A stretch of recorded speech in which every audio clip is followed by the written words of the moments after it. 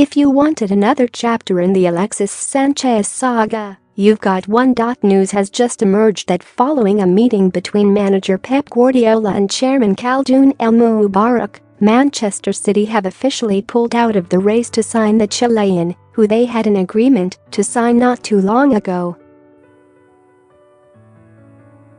But that doesn't mean Manchester United have a clear path to sign the one-away Arsenal star, as Chelsea are making a late attempt to sign Sanchez, with several reliable journalists reporting the story.